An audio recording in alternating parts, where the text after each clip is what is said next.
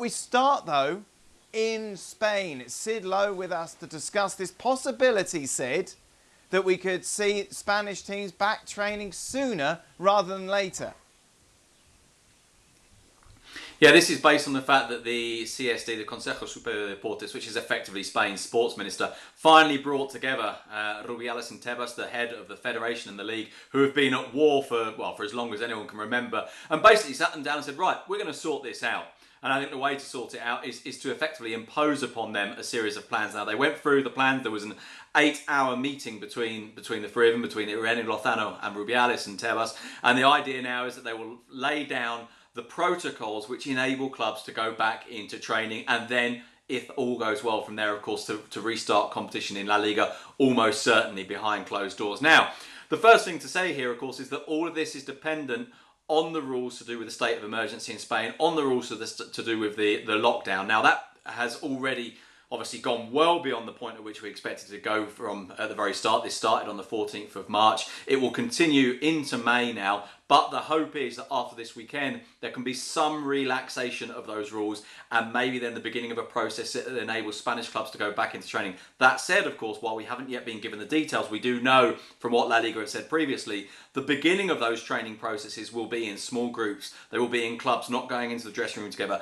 in players getting changed and showered at home. So I think it's some way off being a situation in which the clubs are actually ready to play.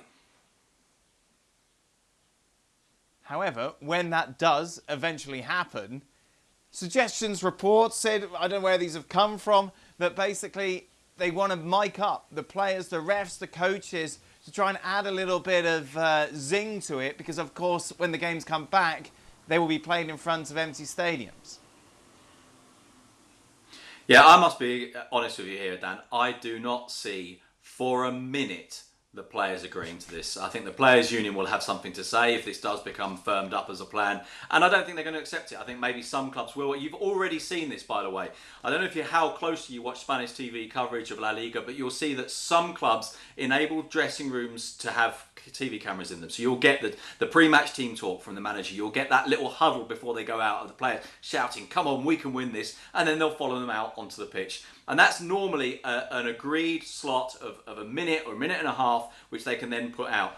What happens is, of course, that this happens at some of the smaller clubs and not at the bigger ones. And those clubs will not let cameras anywhere near the dressing room. I do not believe for a minute that they will allow players to be mic'd up during the game and allow that to go out. Now, obviously, it is true that this is part of the thought process of La Liga, because, of course, they're very well aware that in terms of the televisual product, and I must confess, it's not a phrase I like using, but in terms of the televisual product, the product loses something enormously without fans in the stadium. It loses atmosphere, it loses noise, it loses excitement. It loses a lot of what makes football great, and to be honest, without the fans, it won't feel the same. So, of course, what they're trying to do is to make up for what they lose by adding other things, and this is one of the ideas that they have. Okay, well, maybe we can hear the players. Maybe we can have some access that gives the TV spectator something back because they've lost something. Now, I suspect that what will happen is, in the end, we'll get an agreement that allows maybe some recording of a chat before the teams go out for the second half, or some recording from inside the tunnel, which at some clubs we're already getting.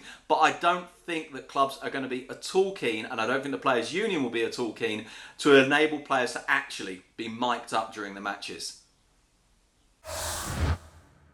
Well, thank you very much for watching ESPN on YouTube. For more sports highlights and analysis, be sure to download the ESPN app. And for live streaming, premium content, and let's not forget as well, ESPN FC 7 days a week, subscribe to ESPN+.